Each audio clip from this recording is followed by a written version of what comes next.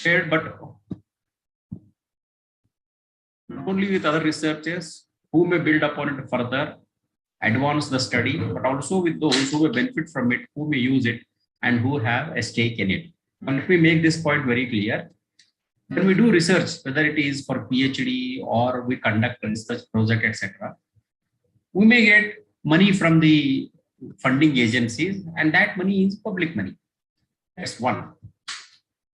We'll be using resources of the society in variety of ways. For example, we may visit libraries, we may interact with people, may conduct field surveys, etc. All these people have to share their resources with us, at least the time with us. So to that extent, we have a lot of responsibility of making known these people what the results of our study are. So therefore, communication of research findings is very, very important. And more importantly, since research is, as I said in the morning, for well-being of the society, how your research can help in policy making is the most important one. So you'll have to, at least for the policy purposes, you will have to prepare a report. That is why in all the articles, in all the research reports, in all the theses, we insist that recommendations for policy have to be there. Therefore, the research reporting or communication becomes very, very crucial. It is though the final step of the research, it is just like the one which powers your research activity. So in Kannada we say Shikhara idodu anta, Gopura idodu anta. After the temple is constructed, the kalasham which we place at the end of the tower is what is the communication or research reporting. And etymologically, that is literally, Latin communio relates to participation and sharing. That participation as well as sharing. Many people participate in research, and we need to share the results to those people. Therefore, communication and sharing are the two words which indicate the same concept. So you should not be wary of this. Now, next one, why should we communicate results? In fact, again, I have said this earlier, essential for utilization. If your research results are good, then we have to utilize. For example, why is it that though we say the Swachh Bharat Abhiyan is 100% or somewhat successful, why is it that open defecation is not completely gone? So if you can find out some ways and means as to why this happens, then it's good for policy. Similarly, despite Anganwadis, despite these midday meals, and despite nutrition supplements, why there is anemia among pregnant women? So if you can find out certain things and point out the weaknesses, then it's good for policy. It will help in improving the policy and all these things. Okay. Then it allows for other researchers to critique. In fact, one of the main features of research is to make known your methodology to others, to test whether the methodology you have adopted is foolproof or not, whether it is scientific or not. So if you adopted a scientific methodology, then no doubt, but otherwise, whatever you might have done may not be accepted by the larger body of researchers. Therefore, for critiquing, and critique need not be always in a negative sense, and especially in research parlance, critique is always in a positive sense. In what way it could be advanced, in what way it could be developed further, in what way new analysis could be done, new kind of presentation could be done. That would be the kind of critique which you look at in a research parlance. Okay? And more significantly, it stimulates others to replicate or develop similar studies. And whatever research we do in social research is more of a repetitive kind of thing. Somebody has done somewhere at some other point of time. We are doing it with little bit difference or with little bit modification. So therefore, if it helps the others to take up similar studies, then that is what is the fruitfulness of your study. And it provides the rewards for researcher. You know, it gives recognition, advancement or promotion, psychological boost, financial compensation. And in the framework of NAC, it gives some points to your institution so that your institution gets higher ratings. So there are a number of ways in which research publication, research communication, whether in the form of presentation or in the form of paper, it will help boost everyone. Now, what are the ways in which we can communicate the research? So no research project is complete until final report has been written. That is what I said. The report can be in the form of thesis or dissertations, and research results presented can be presented at professional conference also. You present the research work as paper or as poster, or you publish it as a journal article. The journals may be refereed or non-refereed. Let us not discuss about what refereed are, what are refereed journals are, what non-refereed journals are. But you will have to publish them in the journals.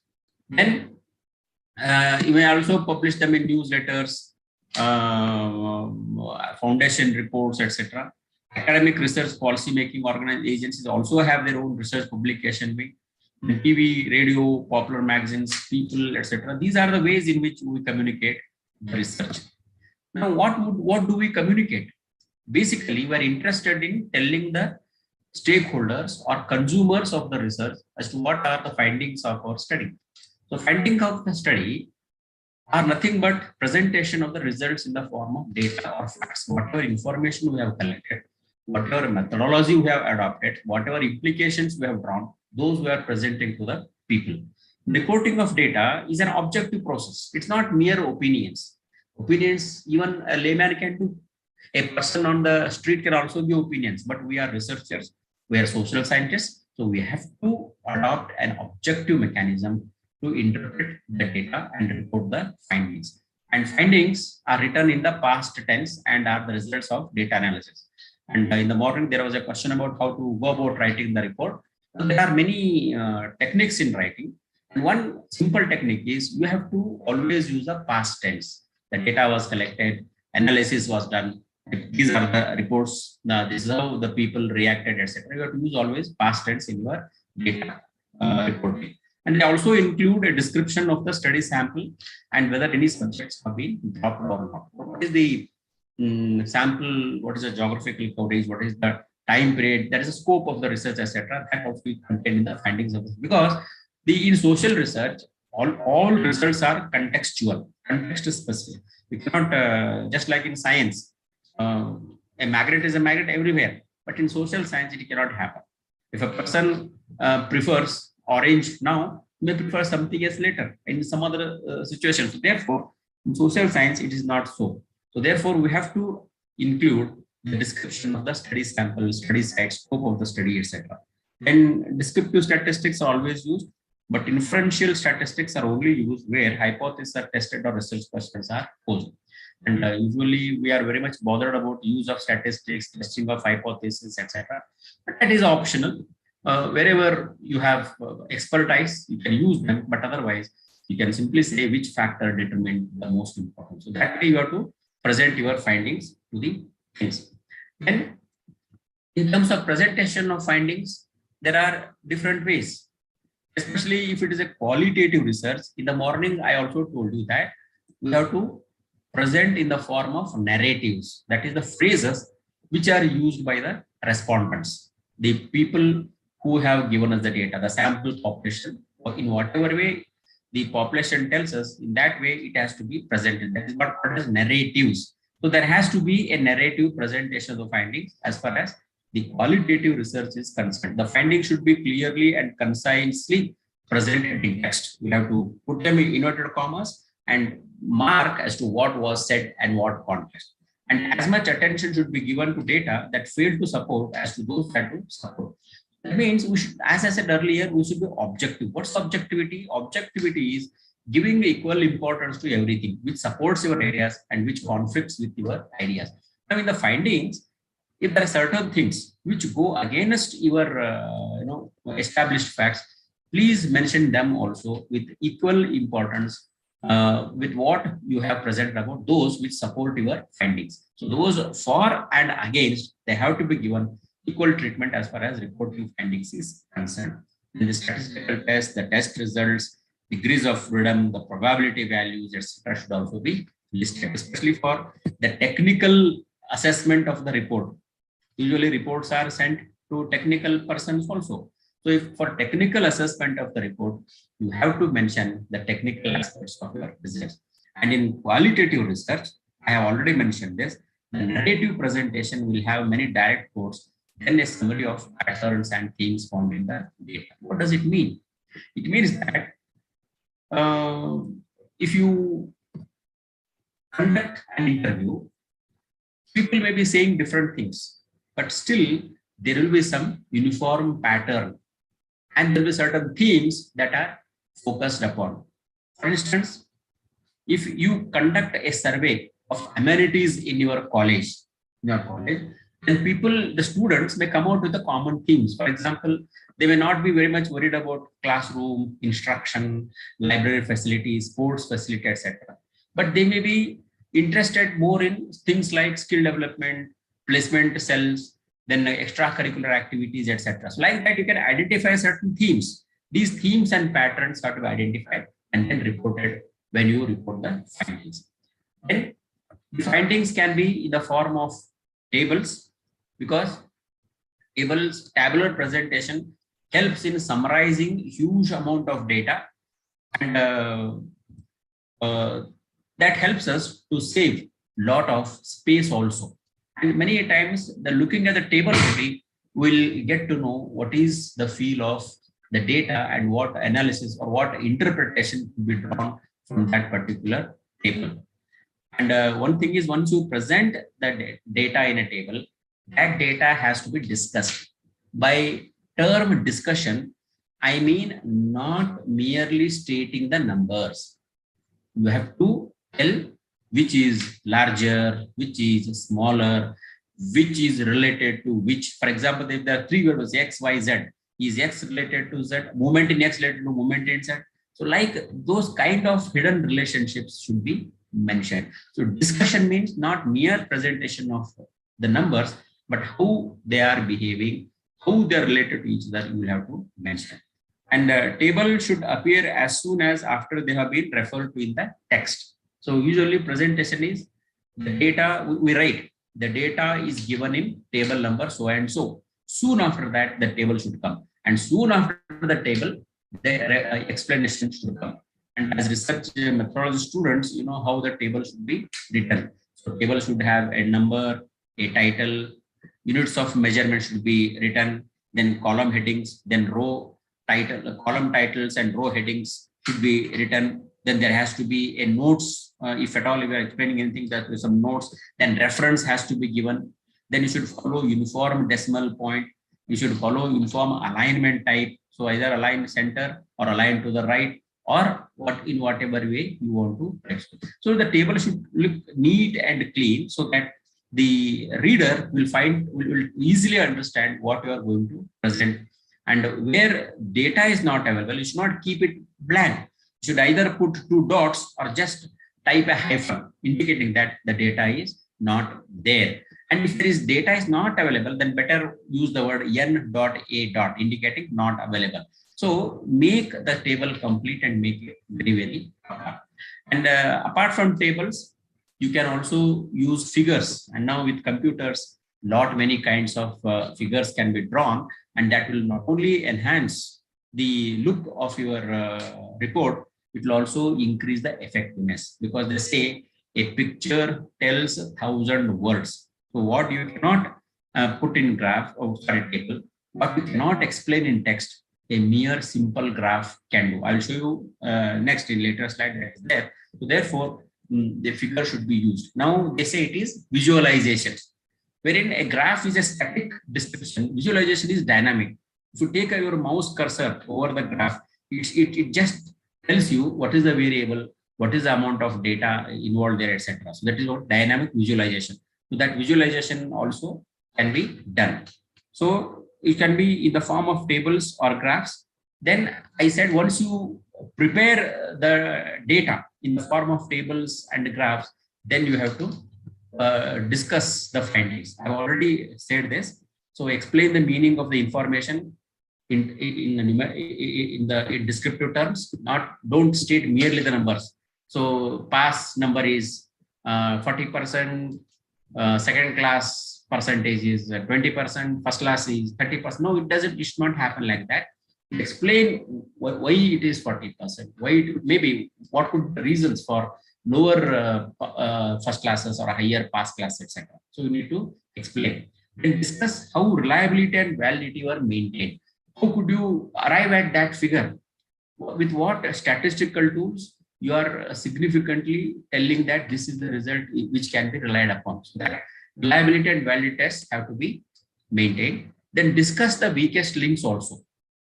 Any things which are against your established thinking or against the main patterns of data, then you will have to mention them also. You should not leave them as blank ones so that later on you need to confess about it. Then discuss the results in terms of whether they were significant and in keeping with those predicted. I have told you whether data are non-significant, again give reasons for that. Significant but opposite to those predicted, again explain them. Then what mixed, whether data shows mixed results. Some say if you expect everything to be positive, some show positive, some show negative, and a single variable sometimes it is positive, sometimes it is negative. So what could be the reasons for that? You should explain that. And unexpected results. So serendipity of some of the variables may lead to unexpected results. You should try to include all these. If at all they are in your data, you need to present all those data. And what is the need for discussion? And the importance of discussion is, as I said, to highlight what you have done, to show what you have found out. That's one. Secondly, how it relates to the previous studies. You will have reviewed the literature and arrived at certain conclusions, and whether your results they follow the earlier results or they contradict with the earlier results. So you need to compare yourself with the earlier results. And more importantly, you will have to link back your research to the theory in which in the subject which you have taken up for research. So if it is development, then you should at least relate it to one of the development theories, whether economic development, social development, psychological development, human development, etc. You need to link back your findings to the theory. Only then it will have validity. Otherwise, it will not have any validity at all. Also, for technical people, discuss the statistical aspects of it, and more significantly discuss the policy significance of your findings. How it helps to derive the policy or policy measures for effective implementation and for improvement of the well-being of the society. So therefore, you need to discuss the statistical aspects as well as policy significance of your findings. Then we have the conclusions. So researcher attempts to show what knowledge has been gained by the study, and also tries to generalize that knowledge considering the population and the sample. So conclusions are the purpose of ultimately rounding up your study, saying that you have done this, and this is what will happen if the things go in whatever expected manner that we have done. So therefore, the conclusions should address these things. So was the study problem answered? Was the research purpose met? Was the research hypothesis supported? Was the theoretical framework supported? That's what I said earlier. So you need to link back to your research questions, link back to your objectives, link back to your hypothesis, and link back to your theory, and say in clear terms whether you are successful in addressing all those issues. Otherwise, your research will be not related to any body of knowledge at all.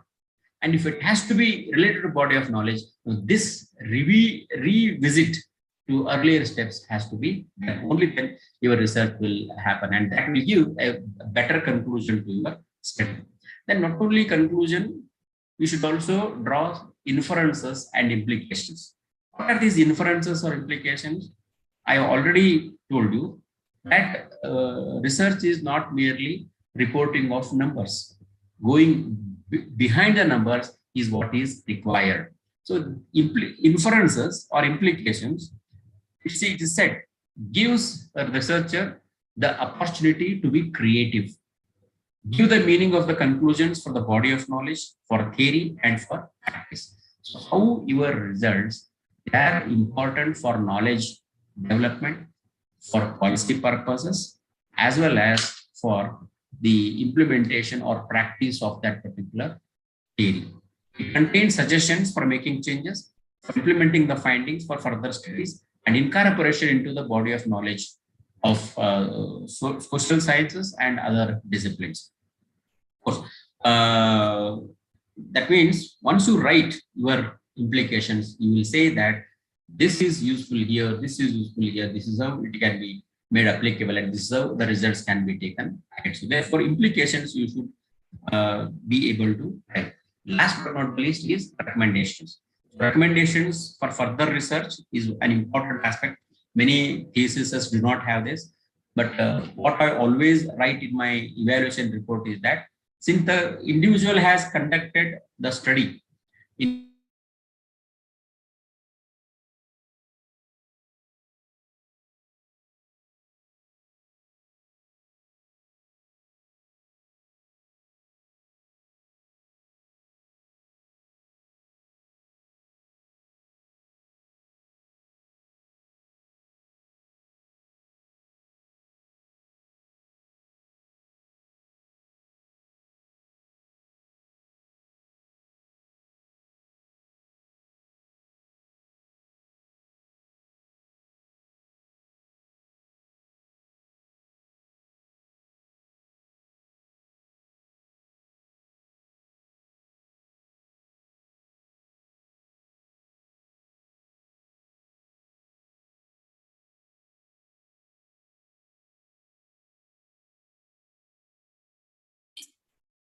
There has been some technical issue, inconvenience deeply regretted. Sir will be joining us in another 2 minutes.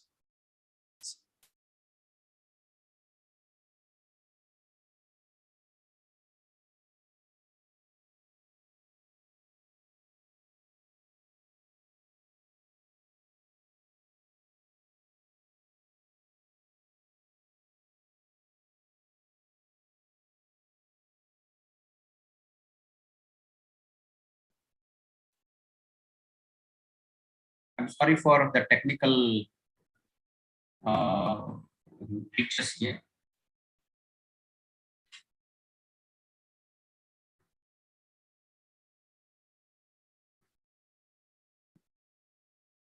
Yeah. So recommendation for further research is one area. Replication of the study may be in different sampling or setting. If these are not done, implementation of research findings are seriously hampered. That means if you cannot suggest as to how the research could be replicated elsewhere, then the research would not have much significance. Then correcting the study limitations, because as I mentioned, the research will have its own implications, will have its own limitations. Somebody else will point out, then how to correct it. So for that purpose also, the recommendations are very, very essential, like sample, instrument of data collection, control of variables, change in methodology, etc. It's to be corrected. Then when you think of communication or report, then we also are worried about what are the presentation formats. So in terms of presentation formats, there are a variety of ways, you know it very well. And here I have given an example of end of textile quotas. An article in New York Times presented a detailed information about textile quotas, who will benefit, who will be affected, etc. Now, who has time to read the detailed things? So therefore, you can present the same thing in different formats. The same information was presented in 2 different ways, a tabular format and in a pie chart format. You know what is a table and what is a pie chart. Let us see what difference it makes. So you can definitely decide which one is better. Now this is the textile, this is a tabular form for the textile quotas. In the first column, you have country, second column, you have textile exports as percentage of total textile exports. So when quotas end, you can definitely say which country can benefit or which country can suffer a lot. So China has the highest share in textile trade or textile export, and if quotas end, definitely China could gain a lot. So immediately you can make out, instead of reading a whole article with just one particular table, you can decide which country can better thing. And this is another way of finding it. So value of textile exports as percentage of top 4 countries, you can definitely see. Again, here also it gives a lot of meaning to what you wanted to say. And this is for all the top 14 countries, we can see how it can happen. So as I said earlier, table, it shortens your descriptive necessity. It reduces your descriptive requirement. Charts explain it much more effectively. So you need to have a judicious combination of tables and charts. But remember one thing, when you present it in a table, you need not reproduce the same it as a form of chart. You need not reproduce it in the form of a chart. Different information can be, or some derived information can be put in the form of a chart, but not the same information. You should not repeat the data both as a table as well as a chart. That is what I'm trying to mention. Now, how do you compare tabular format and pie charts? Tabular format is better if there are many categories. There are many categories of data. There was only one column, that is the percentage of exports, textile exports across the country. There is only one data available. So in that case, okay. But if there are more variables, like who are the importing countries, what was the area, what is the percentage of workers involved in textile industry, etc., then there use of pie chart may not be so effective. You have to use tables. So if there are more categories, then tables are necessary. But pie charts, they are better than tabular format when the number of components is small and the relative size of these components are different. That is to say, the shares of different components have to be different. If you look at the table, you see that the percentage values of different countries are different. So when you plot them in a figure, that looks attractive. But if the values are same, then it will have no difference at all. You need not have to prepare a table nor chart. Simply say all the countries had equal share in export. That's enough. So no table, no chart. So a chart becomes very useful when the values differ from each of the components. The information is lost when there is a collapse of the number of categories. Okay, not useful when there are numerous components and the relative size of the component are not very different. That's what I already told you. And one more very important aspect while presenting the findings is you should understand the audience. That is the target group to whom you are targeting your report. Are you giving it to technical people? Are you giving it to examiners? For example, your PhD thesis, MPhil dissertation, etc. You are submitting it for evaluation. Or are you giving it for policymakers like bureaucrats or for politicians, ministers, etc.? Or is the report for a common man, a common reader? So depending upon your audience, you will have to prepare your report. So from which organizational levels do audience members come from? How busy are these individuals likely to be? For example, an evaluator may not be, he will be interested looking into all details. All detail means how the topic was chosen, what literature review was done, how the gap was identified, how the objectives were framed, what hypothesis, what variables, what indicators were chosen, what research methodology was adopted, like what was the sample, what data collection method, how the data was collected, how the data was processed, how the data was analyzed, and how the whole process has been carried. He will be interested in every details, an examiner, but not a bureaucrat or an executive, because they will be having very little time to look into all the details. What they want is a summary of what you have done and the reliability of your findings. Therefore, you have to look into how busy the target group is. Similarly, how familiar are they with the research activity? So I will give an example later. If the target people are not aware of your research, then they may just simply brush it aside. But if they are aware of what you're doing, then they will look at it with more interest and look at all details that you might have given, or you need to have to give all the details if the research people are interested or familiar with what you are doing, and what aspects of the project are they most likely to be interested in. So there are many aspects of the research activity, as I said, the research problem, the objectives, hypothesis, methodology, then findings, conclusion, recommendations, etc. You'll have to find out what aspects of the research activity they may be interested in. So based on that, you need to prepare a report. And do they have the background and training to easily understand technical complexities and terminology related to the project? That also you need to give, because when you write a report, the report would be technical, and whether the audience to whom you're addressing, Do they have the technical expertise? You need to look. So based on that, you need to prepare a report. Then what are the components of a report? First, transmittal letter, that is addressing a letter to whom you are submitting. For example, when you prepare a thesis, there is a certificate stating that this I have prepared on my own with the help of my guide under with this institution, etc. And I'm submitting it for evaluation purpose. It no submitted nowhere else but for here. So that is what is a part of transmittal letter. If it's a research report of a research project, then you write a letter to the funding agency. Yes, I have taken this project and I'm submitting the project. That is a transmittal letter. Then you have title page. I need not explain what a title page is. Then you have table of contents. Then you have executive summary. Then you have body of the letter. And in the body of letter, you have series of things in which I don't want to look at.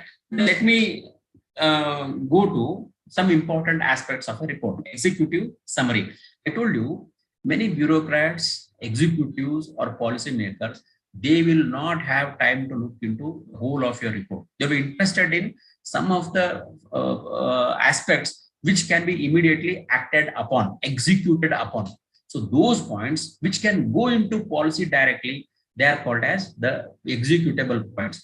And that is found in this executive summary. So executive summary is summary of all the work which can be immediately started for action.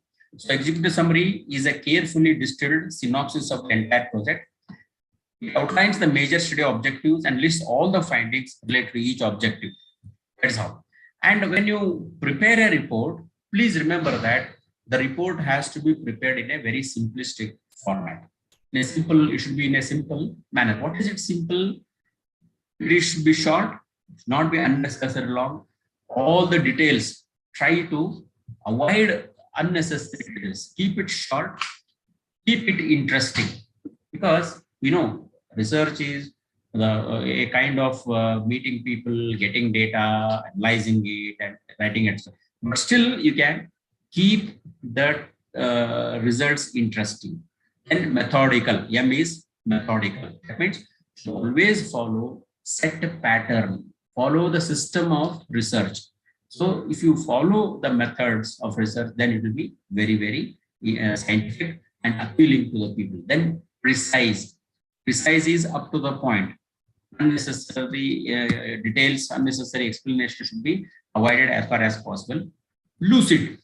Lucid is clear cut explanation of the facts, clear explanation, so that there's no ambiguity regarding the methodology, regarding the data, regarding the findings, etc. So we should have to do. Then last E is error free. So of course we cannot be 100% error free, but we can try to minimize the errors. So therefore, adopt this particular formula while writing any of your research reports, whether it is an article, whether it is a research report, whether it's a thesis, or even if you're guiding thesis, you explain to your students the importance of these simple tools. Should be short, interesting, methodical, precise, lucid, and as far as possible error-free. Otherwise, whatever efforts you might have made may not fructify. And nowadays, as I mentioned in the first class, graphics are used in a very, very extensive manner to enhance the effectiveness of the reports. Now, there are different ways, different patterns of graphical illustrations. There are pie charts, there are line charts, there are stratum charts, or they are called as assorted charts also. There are bar charts. And this is a table indicating the market shares of 6 toothpaste brands collected for a period 1996 to 2005, 10-year period. There are 6 toothpaste brands and how much they sold in each of the year. Now you can definitely write a piece on this particular thing, which brand was popular, which brand increased its share, which brand did reduce its share. Naturally, we see that brand B, its share has increased tremendously from 25 to 34, whereas brand X has come down from 30 to 18, whereas brand A has almost remained the same, and others are insignificant. They are not very good, very broad players. So you can definitely make a piece of this. Okay.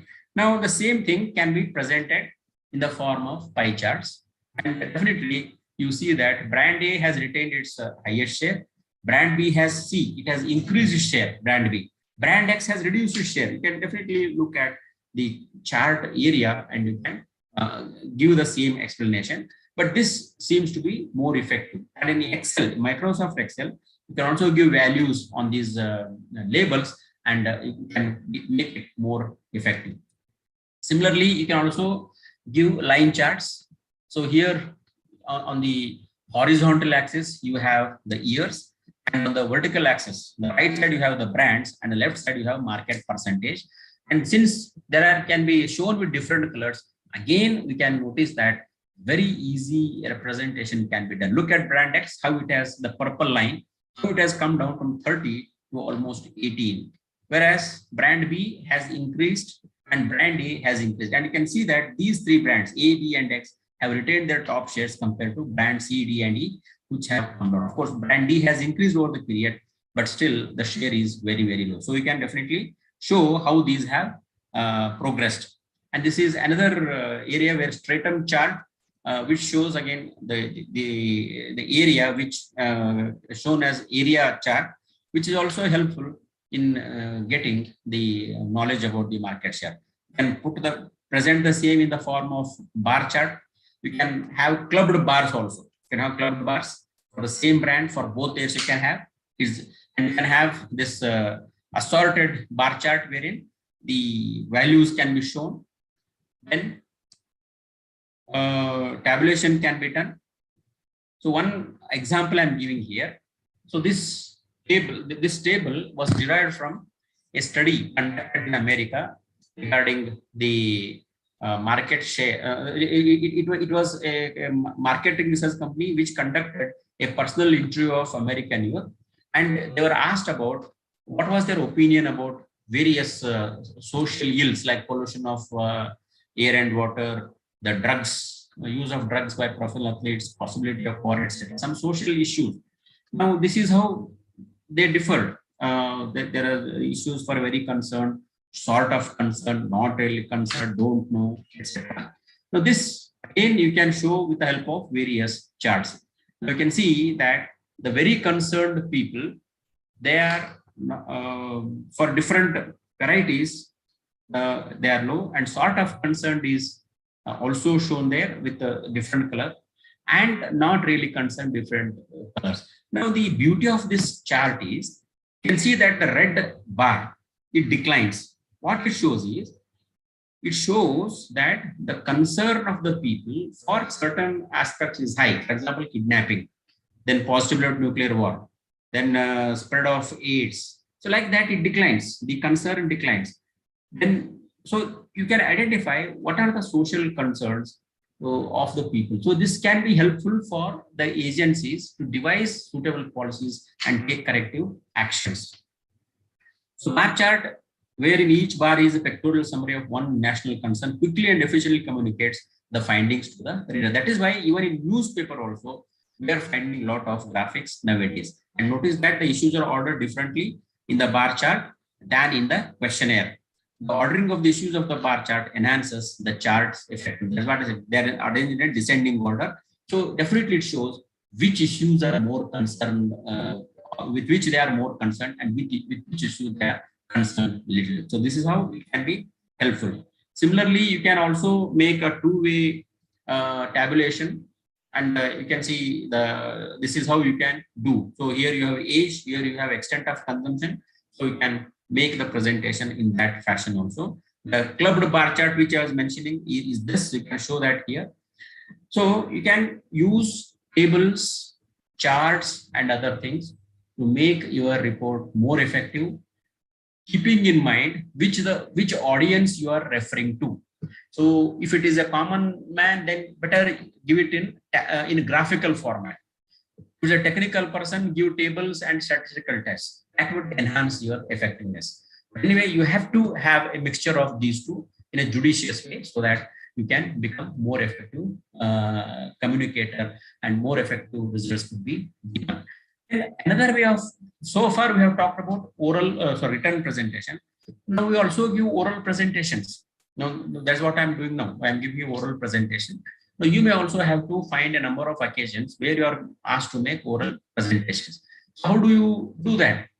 And you should also know what measures could be taken to make oral presentations more successful, because you might have submitted a paper to conference, or you might be called for an interview where you are asked to make some presentation, or you are given a project proposal. Again, there also you are asked to make a presentation. So how your oral presentation would be successful? That is the question which we are interested in. So general tasks are important for the success of oral presentations.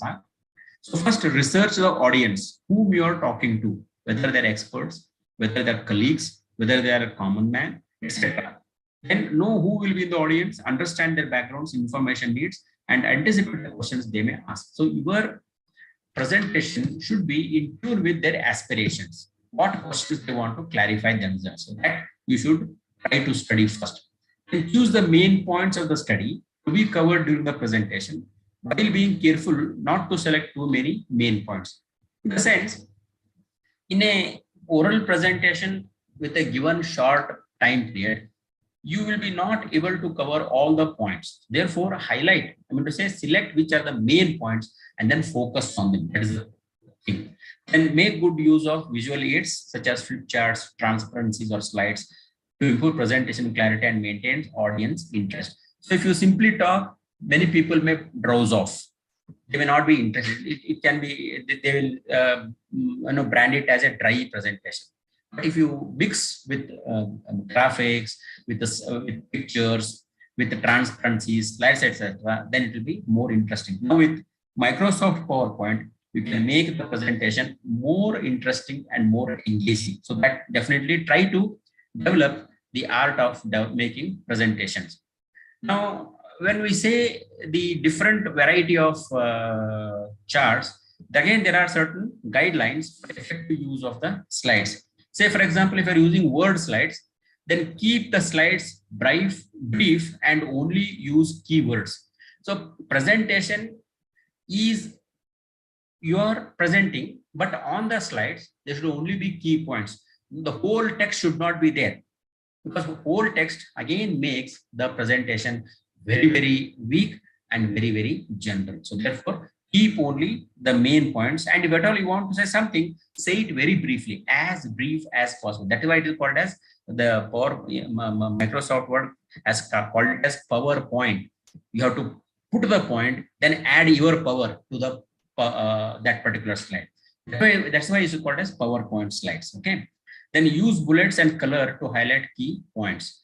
So use always bullets and color to highlight the key points so that people are attracted by the main points and main messages. Then break up the information to make a series of ideas on each slide, which means don't, crunch all ideas into one slide. So one idea per slide should be the message. So each slide should focus only on one slide. Then if it's box charts, use it for organization charts and flow charts. Simplify and keep them legible. Break up complex charts into a series of charts. Show flow charts divided by time periods. Show organization chart with the overall chart and departmental close-up. So if you are presenting organizational charts, now these points have to be kept in mind. Then bar charts, use for data arranged in segments by month, year, etc. You have some categories of data there. So classify the bars according to the categories of data, maybe by gender, by age, by region. Here I have given month, year, etc. So depending upon the categories, you need to classify the charts. Then choose vertical or horizontal bars, both within horizontal slide format. So you can have either column charts or vertical charts for your vertical charts for your presentation. The similar kind of orientation of slides could be used. Add drop shadow for dimensional bars. Okay, that is a technical aspect. When you want to highlight a particular thing in the Microsoft Excel or even in other spreadsheet packages, you have option for highlighting the border. That's what is called as dropping shadow. So using shadows that you can use to just highlight the important aspects. They show complex facts clearly by using multiple or segmented bars. Again, using Microsoft Excel, you can prepare very good and effective charts. There are options wherein you can separate each part in a bar, each part in a column, each part in a bar, and show it more effectively. So try to practice on them. That will make your presentation more effective. Divide the slides into a series if that improves effectiveness. So you can break the chart into slices to show it to be more effective. Now that option is also there in Microsoft Excel. Then pie charts used to emphasize the relationship to the parts of the whole. So if you say distribution, we call it as distribution, then pie charts could be used. Select a single pie or double pie. Consider points such as drop shadow for dimensional effects, pulled out slices, etc. Again, you have to practice them. In Excel, you have the options for that, highlighting the lines or taking a slice just out to highlight it, etc. You can do that. Then arrange the slice to make your point most effectively. Always, while putting the charts, arrange your data in either ascending numbers or descending numbers. So then you make a chart that will be more effective. For example, if you are talking about per capita income of the districts of Karnataka, then obviously Bangalore will be the highest and Bangalore will be on the top slot. But again, if you look at later, then the Gadag comes, Ballari comes next, then Gadag comes next, whose per capita income will be lower. Now, if you put a chart, then the chart will be zigzag kind of thing. But if you arrange the districts in descending order of per capita income, you'll find that the graphs are well arranged, the bars are well arranged, and you will see which district comes first, which district comes in the higher income category, which district in the lower income category, etc. So therefore, arrange the data before you prepare a chart. That is the point. Again, divide the slice into a series if it improves the effectiveness. That is all there. Then you have line and area graphs. So if there is trends and continuous data, it is better to use line graphs. And decide whether line graph or area graph shows better. Select the baseline and scale for maximum effectiveness. Then use callouts to identify key points in the graphs. That is highlighting the labels. That is it. Then divide extensive data into a series of graphs. Then other graphs, for example, your logos, illustrations, etc., and use them accordingly in whatever way they fit into your data. So you need to use them very, very judiciously so that you can present them in a more effective manner in a sense. Now, having discussed about communication of the findings, and I come down in a very brief manner to the utilization of the research findings. So once you submit your research, and how the research is useful to the stakeholders. Now, the whole process has 4 phases. There is knowledge generation, which you have done, reception of knowledge, which you say that this is useful here, this is useful here, this is useful here, and how far they have used that, accepted that knowledge becomes the second phase. Third phase is adoption, and adoption is only adoption of knowledge. How far the knowledge is adopted in different activities, like it may be research, it may be policy, or it may be action, etc. Okay, and lastly, dissemination process, how it is used for further extension activities.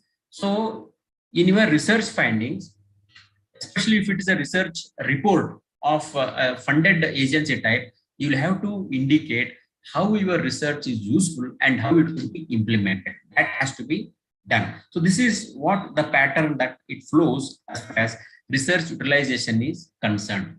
Now, research utilization refers to research or creative work utilized for the purposes outlined in the research proposal. So you will have, before beginning the research activity, you will have said, these are the objectives and this is where my research would be useful.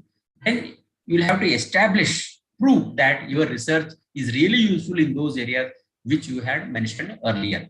So it is expected that research output will be able to lead to solving the problem concrete. So that is whatever problem you had identified earlier, that would be solved by your research. It will also guide to have creativity in application to the target audience with clear evidence of its use until it can clearly benefit according to the purpose. That means whatever target audience you had in mind, so any problem which you had identified earlier, that has to be solved. The utilization should be certified by relevant authorities with empirical evidence. So, of course, as I mentioned, if it's a funded research proposal, then the funding agency should definitely say that, yes, this research was useful in implementation of this scheme or in overcoming this problem, etc. Especially in management, this has a lot of application. In marketing research, this is taken up in a very, very extensive scale. Lastly, when the research project has been completed, it should be also certified by outside agency in accordance to the research action plans in the project. That means whether you have adopted the same action plan which the research agency had requested you to adopt. One example I can quote here. In 2018, we conducted a research project for one of the NGO, which took up creating awareness about the government programs in 5 backward districts of Karnataka. They gave us a plan of action. They gave us a questionnaire themselves. Based on that, we developed a refined methodology. And after we presented the findings, what they said was our methodology was more robust than what they had suggested earlier. What I mean to say is they have their own rough plan of action. But as a researcher, we need to think upon how better it could be done, how improvised it could be. And based on that, you should be able to tell the agency that this the research is going to help the people. Okay, so and the agency should certify it. In fact, my that project was supported by European Union and European Union people. They certified whatever I said. The methodology we adopted was more robust than the methodology which they had suggested earlier. So that kind of thing you have to take. Now, when I say utilization, how utilization is done? There are 4 types of utilizations. One is commercial utilization. Second one is policy utilization. Third one is public utilization. And last one is community and sector utilization. So commercial utilization is, especially in science streams, they go for patenting, they go for copyrights, all IPR related issues. So that if you can commercialize your findings, that would be good for you, good for an institution, also good for your country. So that will bring about more revenue and more incentives for innovation and discovery. And how effectively you can do that? So that is commercialization. Then next one is policy utilization, especially in social sciences. We basically focus on policy aspects of the research finding and how our research aids policy making. We need to spell out to achieve the objectives corresponding to the problems and needs. So what policy suggestions we are giving at the local level, regional level, national, etc. That would be very, very important. And lastly, thirdly, public utilization. How far the public would be benefited by the research activity. It is the application of research products, inventions, and innovations to create knowledge and understanding, which will lead to changing ways of thinking and behavior in order to increase the quality of life of the people. So, for example, during the times of pandemic, there are a series of research papers showing that when a single person uses mask, the spread of transmission of virus is reduced. But when both of them use mask, the spread of virus is spread to a very greater extent. That was how the public behavior could be changed. So in a number of ways, that can be adopted. And community setting and utilization, that is utilization by the larger public for the benefit of the society as a whole. So it is implementation of processes, methods, knowledge, and changes resulting from research and development of local communities and the society. How the community is benefited out of the research project, we need to do. So utilization is by 4 aspects: commercial, policy, public, and the community. Now in social sciences, commercial utilization doesn't come into picture, but we need to focus on how we are helping policy, how we are helping the individuals to change the behavior, and how we are helping the community to move up in the scale of its well-being. So I try to present before you the importance of communication or writing, presenting the research findings. Then I try to tell you some aspects relating to written findings, written presentation, oral presentation, graphical presentation, etc. Then very briefly, I touched upon the utilization of research aspects. So, as I said in the morning, nowadays, in academics, especially in social sciences, teaching may lose its significance, mainly because of the online tools that are available, and especially artificial intelligence may make the teacher less useful or totally redundant. So in that context, what I foresee in the future is for all academicians, research is one of the best career options. So there is a lot of options in research.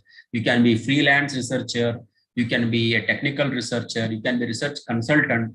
So there are a lot of opportunities for research. So what I expect all my friends in the higher education segment is to develop a research bent of mind. And of course, you are having that, sharpen your research skills and contribute towards development of knowledge, towards policy making, towards evaluation of government policies, and making the whole society a better place to live upon. So I stop my present here and I am open for discussion. Thank you very much, sir, for your bird's eye view of research writing and all the nuances which are involved in the same. And participants, we are actually, the participants, the faculties and scholars alike, if you have any questions or queries, you can raise the same to Professor. And you have been given permission by the host to allow yourself, unmute yourself and speak. If you have any questions or queries, you can ask, and permission has actually been granted to unmute yourself and raise the same, raise the questions. For participants to unmute themselves. And if you are having any issues in unmuting yourself, you can raise hand, or even you can type the same in chat box. Allow participants to unmute themselves. Okay, in chats we have no doubts and all that. Yeah, fine. Sir, actually, I have few questions here, sir. So first and foremost, you actually, yes, sir. So first and foremost, you actually said that you in the Latin communication. I mean, communication is very important. When we are doing research paper is one thing. Second thing is communicating our research or sharing the pros and cons of our research with society is very important. In this context, sir, I myself have published some 4 papers. I mean, I have completed 11. In 4 papers have been published in UGC care listed national as well as international journals. Now, nice. One publishing paper in itself is a cumbersome task. Anyway, we somehow publish the paper. And once the paper is actually published, the next headache for any scholar is the citations. I mean, even if we have published our paper in care listed, Simago indexed, or even a Scopus indexed journals, more often than not, it hardly gets cited.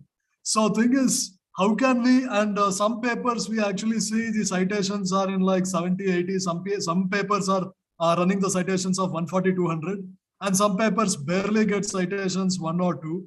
So my first question I want to pose is, how can we improve the citations of our papers once the thing is actually published? It's a really a tricky question. But my simple response to that is, one is citation will be more if the paper is read more, or if it is in a very current area of research.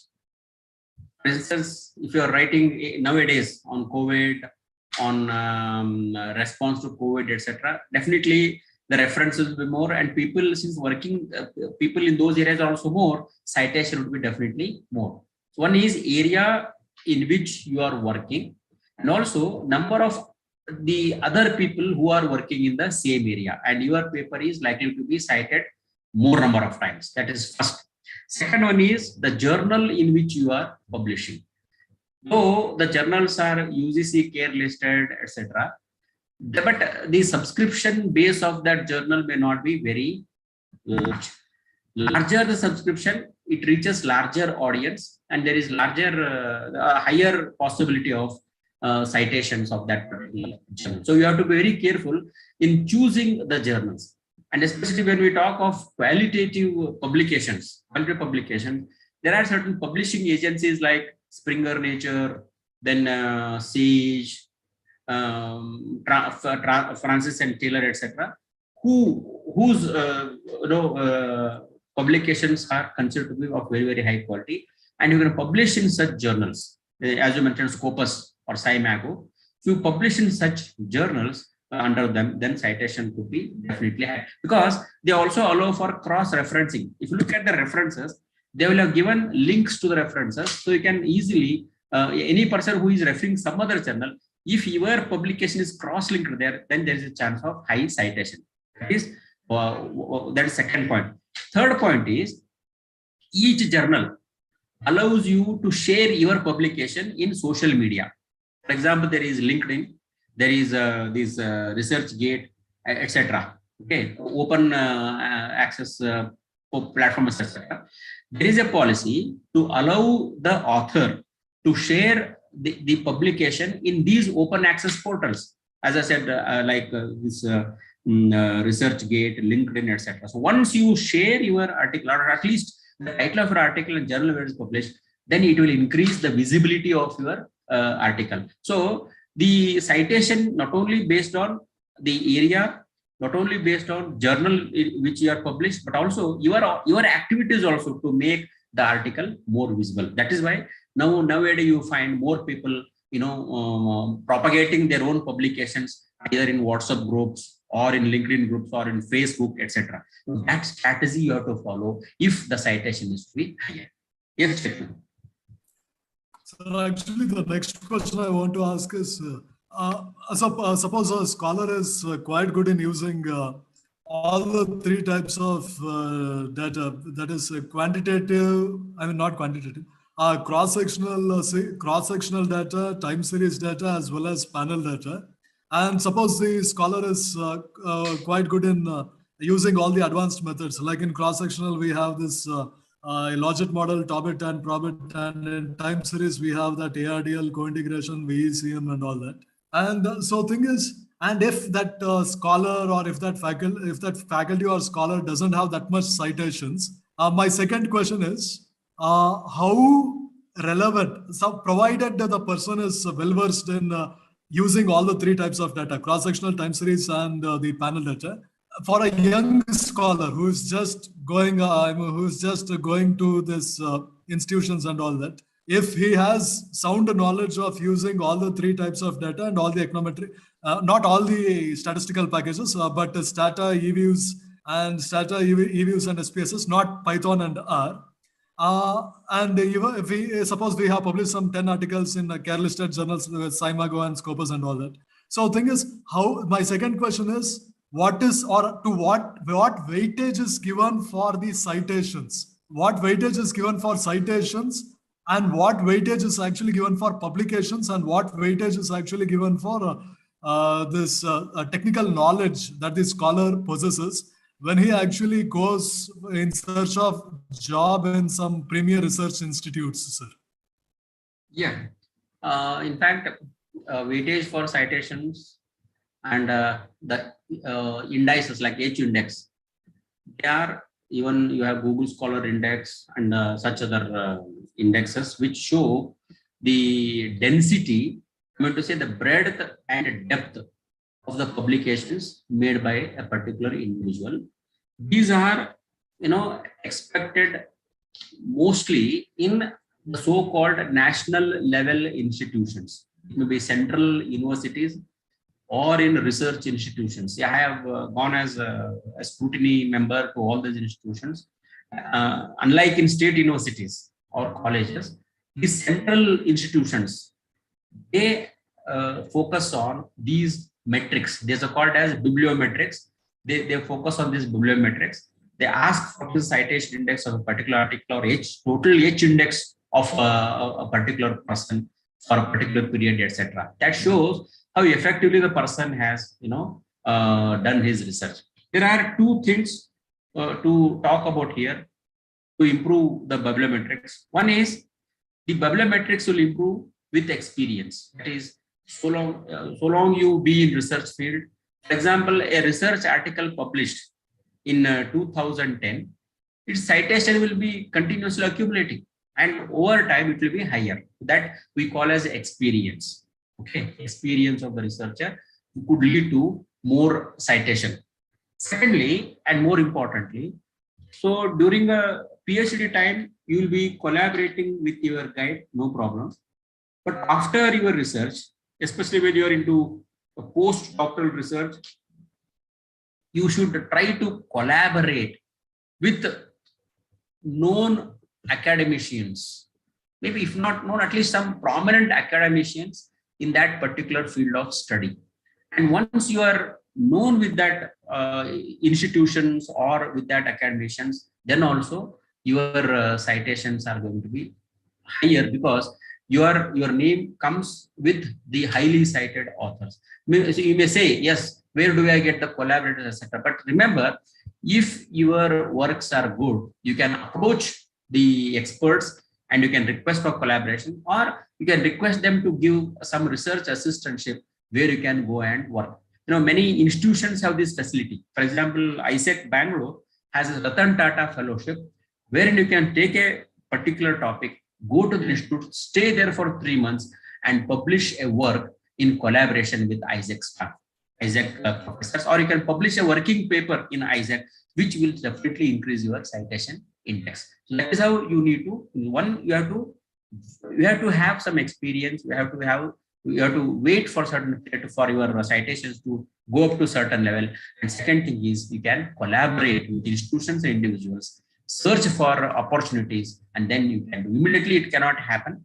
It will take certain time. Yes. So the next question I basically have, sir, actually before hosting this, I have hosted some 5-6 programs, but the thing is, before hosting this, like basically I had, I had sort of developed a mindset to some degree that the industry academia partnership or policymakers and academia partnership and whatever the academic output which is actually being taken for consideration, particularly the research output of Indians, which are actually being undertaken, is not that much significant or something like that. I had such a mindset like before hosting this, but actually like after going through like all the accomplishments you have made and all that, like obviously I should again re-examine what I'm thinking. So here my third question, sir, is actually like you have actively collaborated with World Bank and all, and with international organizations and all, and even you are in the morning session also you were telling that the Kerala model, which the national government wanted to try out, Kerala model, community development model in pan India scale, and you are actually one of the committee members also. So the thing is, I just want to know, so out of curiosity, I want to know, like for collaborating with these international institutions and all that, and to actively like participate in a government policy framework, and particularly I was interested, like you actually got you got an opportunity to collaborate with World Bank and all. Like what are the qualifications, or what are the things which we should do, or what are the qualifications that we should possess to actually ensure that the research which we are actually doing can bring some positive change in the society at both state, national, as well as international levels, sir? In fact, this is a point which I wanted to bring to notice of all the participants over here. Now, for collaboration and all that, you need to develop your own biodata first. You should be able to showcase that you are a good researcher, capable of adapting, adjusting to the requirements and delivering the results. For example, there are many agencies which conduct surveys. They are stationed in either Brazil or Canada or America, but they conduct research here. For example, there is an agency called as International Poverty Alliance, IPA, and Poverty Action Lab in Massachusetts Institute of Technology. They conduct lot of surveys in these parts of the world, and they cannot send their team from America to here. What they will do is they hire people here, and they expect the field work to be conducted. Now, if you prove that you are a good researcher, if you can collect the data in the way they require, then obviously they will not leave you. They will be you will be their collaborator continuously. So that's what I said. You have to first develop your biodata. You should show that you are one person who can be collaborated with, and they will definitely share their resource. That's first thing. Second thing, as in the morning I said, there are many agencies, many organizations operating in the globe. You have to identify which agency suits your interest. Then you have to subscribe to their email, subscribe to their news bulletin. This Poverty Action Lab also has a news bulletin. Just subscribe, go to their website and subscribe to the email. And if there are such openings, they will send through the mails, and you can definitely be in touch. Initially, it may be very small, small assignment, but later on, when you show that you are capable of, then they may also give you bigger. Now, finding opportunities and collaborating is not a very big thing, but only thing is we'll have to wait for the right time and hit the right button. That's what I want to say. Yeah. Sir, actually, there is one question in the chat box by Subodh Kumar, sir, and the question is something like this, sir. Kindly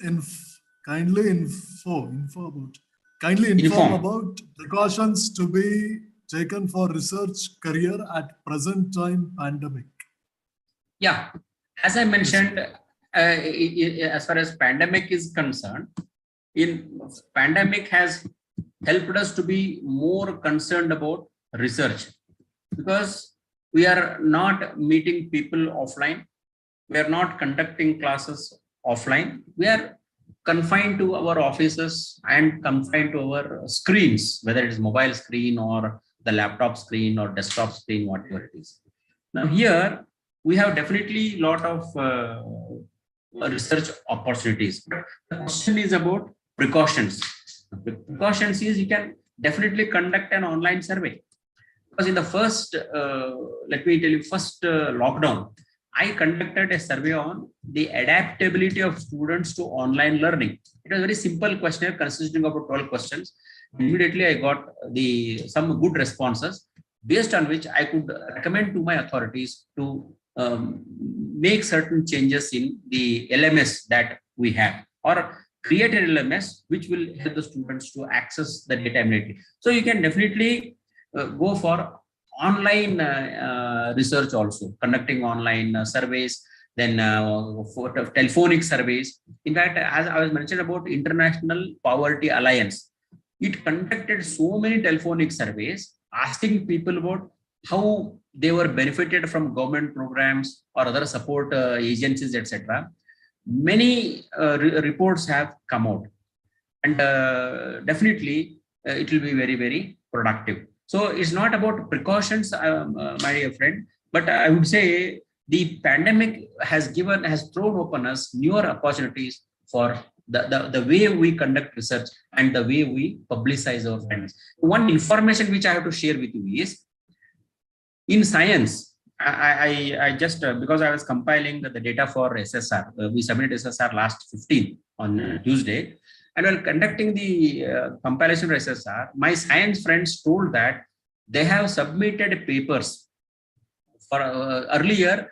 The date between submission and publication would be around 3 months. But in the pandemic times, so many papers have poured in. The time has increased to 1.5 years. From 3 months, it has increased to 18 months. That is the kind of research that has been turned out by scientists sitting in their laboratories. Now, the same thing we can do sitting in before our computers. We have secondary data, we have other kind of information pouring in, we can definitely do that. So therefore, the pandemic has given us opportunities to do research, and now with less cost, because you can do it online. We can do telephonic surveys, we can do online surveys, and we can do that. Of course, the illiterate people cannot be reached, but only thing is you need to adjust for the quality of responses. That difficulty is always there, but still it has given us newer opportunities. Yes, Chetan. Last question from my side, sir. So, as a budding research scholar, and even this faculty development program is actually targeted for young social scientists. So, here for a budding research scholar or for the faculties who have just started their academic journey, what are the measures they have to undertake in order to be better writers of articles? If they have to improve their if they have to improve their writing skills, what are the measures which they have to follow, sir? If you could throw a light, it would be helpful, sir.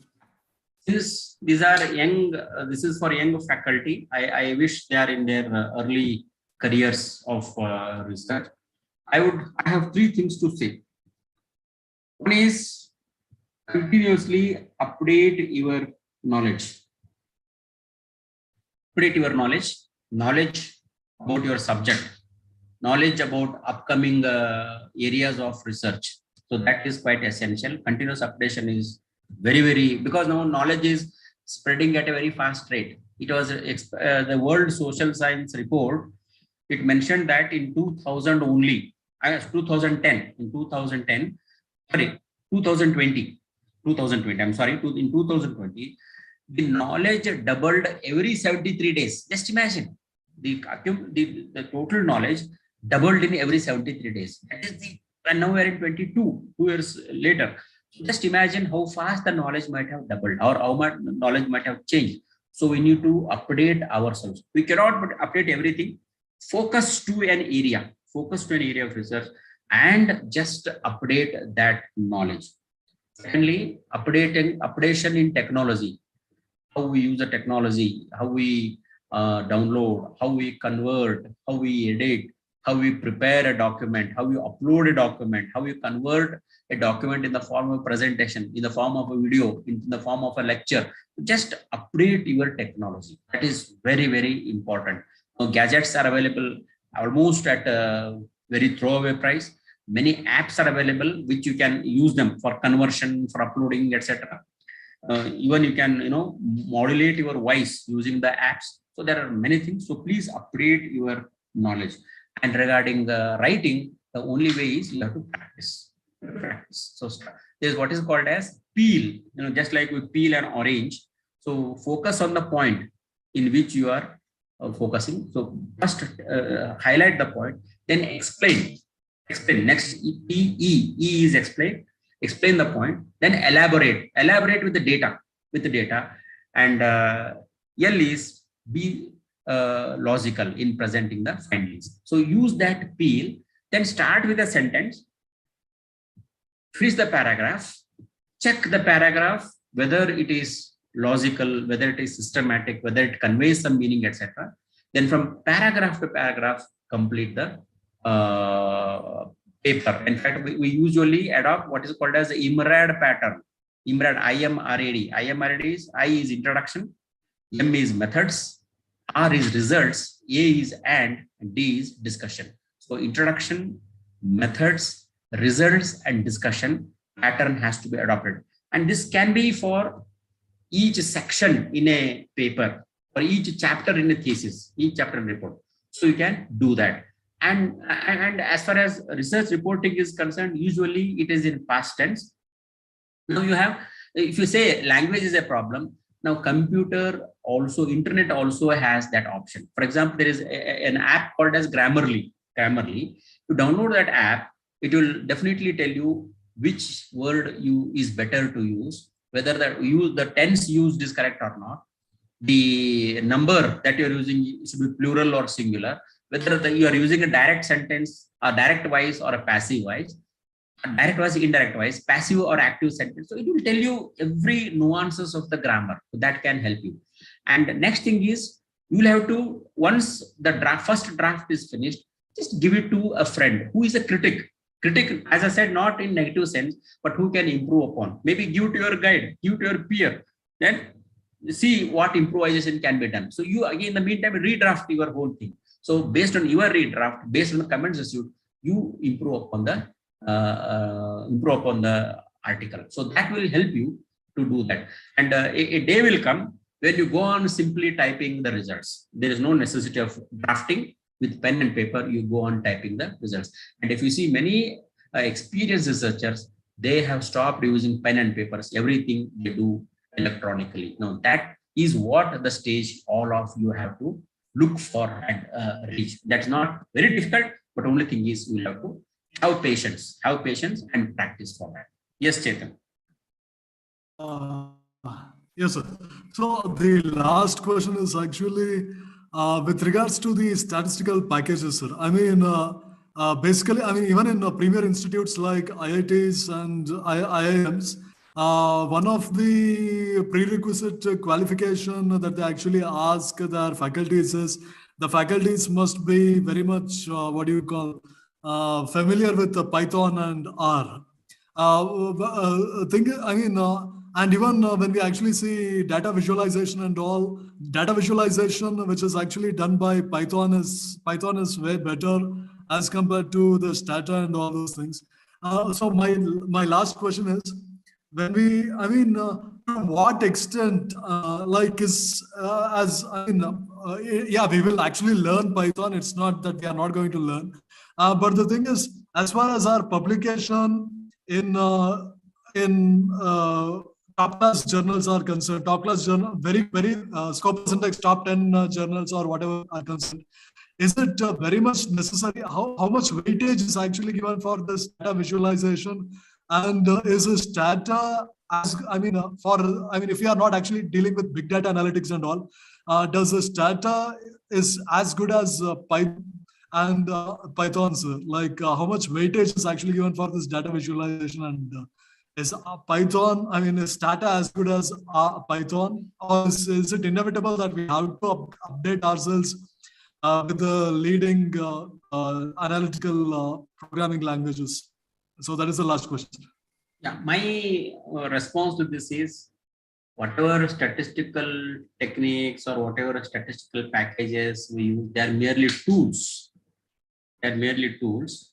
And as professionals or as people in the field, we need to know what these tools are and how we'll be using these tools.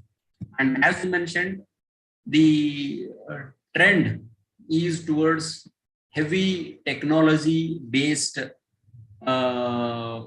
pattern of research or this thing, and that will be expected, as I mentioned, in a technical reporting or technical research kind of thing. The usual research what we do for policymakers or for examination purpose, etc., I don't say that these are Python or Stata. They are all inevitable. Even with Microsoft Excel, in fact, you say data visualization, there is a package called as Microsoft BI, Business Intelligence, Microsoft Power BI, which can give you the same kind of effects which R can give, which Python can give. And it's equally, even Excel can, with Excel also you can do these visualization business. So my thing is, one, you should know the tools, you should know how the tools should be used, which tool for what data, what kind of chart for what kind of data. If you know that minimum thing, I don't think all these things are essential. Now, if you go to certain agencies, like for example, if you go to, if you're appointed in say Reserve Bank of India, where Reserve Bank of India handles lot of data, they will train you. Now you need not bother. You should know only basics about the tools. For example, what is regression, what are models, what are the nuances in using regression models, etc. That minimum thing you should know. But otherwise, you need not think very seriously about all these complicated packages and bother. And if you, at all you want to learn, there are many options now. You have videos, especially YouTube videos are blessings for all of us. Even I go through some YouTube videos whenever I want to learn certain things. The YouTube videos will help you from very simple level to very complicated level. They will help you to teach, so that all of us can adopt. So as young researchers, my only suggestion is to practice and patiently practice. You should not be, you should not be desperate, and you should not give up in between. But if you practice, definitely everything is possible. Yes, Chetan. Yeah, thank you very much, sir. It was a very holistic answer, which was backed by your experience as well as wisdom. And we will actually, again, the participants, the faculty, scholars, and the like, if you have any questions at all, you can raise the question. As I have earlier stated, permission from host is already given. And even in chat box, if you have any issues, you can actually. In chat box also, there are no questions. So with your permission, if you give permission, we can end the session, sir. Yeah, before that, I just want to thank every one of you, the organizers, Professor Uche Gowda, and all other faculty members of the Economics Department of Davangere University, and of course Chetan for his interaction, and all of you who have boosted my spirit through your positive messages. I thank you one and all, and I wish you all the best in your future. Thank you very much, Chetan. On behalf of Department of Studies in Economics Research Scholars Forum, as well as all the faculties who have attended by ICSSR sponsored faculty development program, we wholeheartedly thank you, sir, for your wise wisdom and I mean for your wise words, and all the two sessions, both the sessions you actually engaged. It was comprehensive, and we are very much fortunate that we have an academician who is actively collaborating with renowned institutions, particularly World Bank and all. You truly are an inspiration for the young generation of scholars and faculties who have come to the field, sir. Thank you very much for sharing your wisdom, for sharing your experience, and and it has truly been a pleasurable, wonderful experience for all the people involved, and particularly the data portals you actually mentioned in the morning session. It will be very much useful for the people, as well as for the wise words you actually shared, and the importance of persistence and practice you actually dwelled upon in the evening session, as well as the nitty-gritties you highlighted in presenting the papers and all that. It is taken in a very good spirit, and the importance you actually gave for collaboration cannot be, the importance and the significance of collaboration for an academician cannot be undercited. So thank you very much, sir. It was truly a pleasure having you in our faculty development program. So on behalf of all the faculties, researchers, as well as Department of Studies in Economics, Davangere University, we wholeheartedly thank you for your time despite your hectic schedule, sir. Thank you very much, sir. Thank you very much. Thank you. All the best. Thank you. Yes. With your permission, I'm ending.